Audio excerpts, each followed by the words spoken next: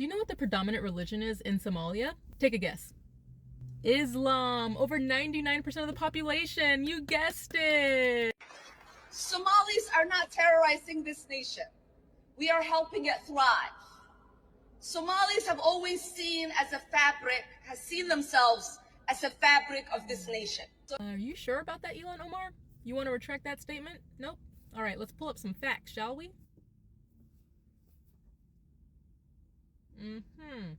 Let's pull up some more.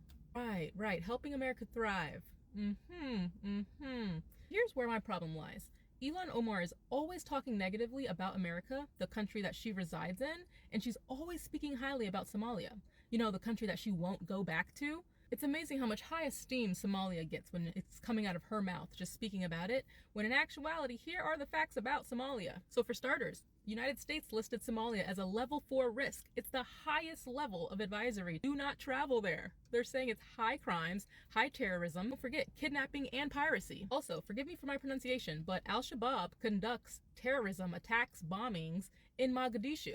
So that's Somalia. Organized crime is very prevalent. It's a hub for human trafficking, illicit network. Oh yeah, and we can't forget in Somalia, there's weak governance. They have poor law enforcement, and also some areas are heavily restricted and governed by Sharia law.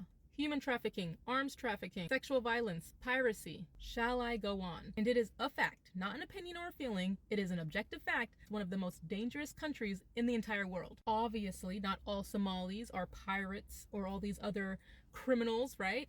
But when you have a large portion of people doing something and you bring that over to another place, chances are it's going to continue. Never in the history of ever have I seen a third world country come to a first world country and the first world country get better and improve when they don't assimilate, which we see so often within their religion. And people will call me Islamophobic. That word is fake. It's made up by Muslim Brotherhood, first and foremost, and it's created to just deflect and to not take accountability for whenever they do mess up. When you break down Islam, yes, people should definitely be afraid of Islam. They should be afraid of Sharia law coming to America, to the Western nations. They should definitely be afraid of women losing their rights, the right to vote, having half a brain in their religion. Mind you, my father is Muslim, okay? I grew up in an Islamic home. I had the hijab. I went to the mosques. They separated the women from the men. The girls could not even shake men's hands. They were considered less than. I'm a lefty. I'm left-handed, right? And guess what? This is considered an unclean hand. My own father would try to force me to use this hand to eat and write with.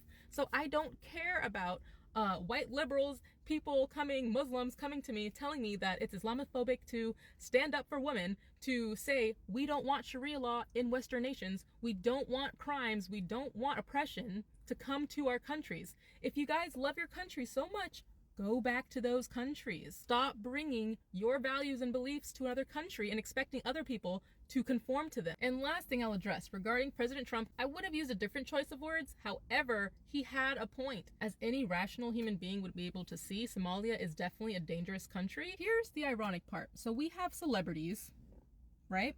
And we have Tim Walz denouncing President Trump's remarks about calling Ilhan Omar garbage and Somalia garbage, right?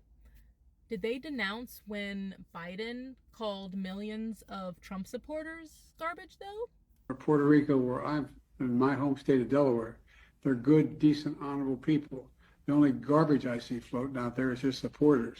Yeah, it's giving selective outrage, right? If it doesn't fit their narrative or their agenda, they're denouncing, they're upset, they're gonna say it's bad, but you know, if it's coming from Trump, evil. It's evil. But if it's coming from Biden or anyone that's on their side, it's permissible. The hypocrisy. That's all I'm saying. All right? Alrighty.